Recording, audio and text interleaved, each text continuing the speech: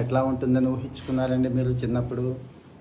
ఏదో ఇట్లా రౌండ్గా ఉంటుందని దాన్ని ఇట్లా ఇట్లా ఇట్లా ఇట్లా వాయిస్తారని చేత్తో ఇట్లా ఇట్లా చేతి చేత్తో. వేలుతో. అట్లా ఊహించుకున్నాను. ఆహా. అక్కడికి వెళ్ళాక ఇన్స్ట్రుమెంట్ పట్టుకొని చూపించారు. అప్పుడు గురువు గారు వాయిస్తున్నప్పుడు కూడా అట్లా వాయిస్తున్నారనే అనుకున్నాను. నేను కొత్తగా ఇన్స్ట్రుమెంట్ కొనుక్కునే వరకు నా చేతికి వైలన్ ఇవ్వాల. మా గురువు గారికి తన వైలన్ ఇచ్చే అలవాటు లేదు. ఓ.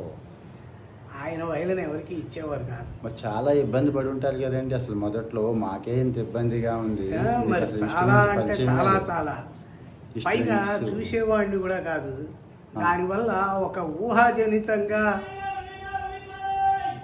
ఆలోచించటమే తప్ప ఉమ్.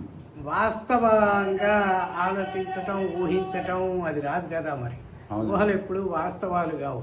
అవునండి. ఒక్కొక్కసారి అవ్వచ్చు, ఒక్కొక్కసారి కాకపోవచ్చు. అలాంటి వాళ్ళతో పోల్చుకుంటే మీరు 100 కాదు 200% స్ట్రగుల్ అయి ఉంటారు అసలు. అవును విపరీతమైన స్ట్రగుల్ అయి ఉంటారు. అవును.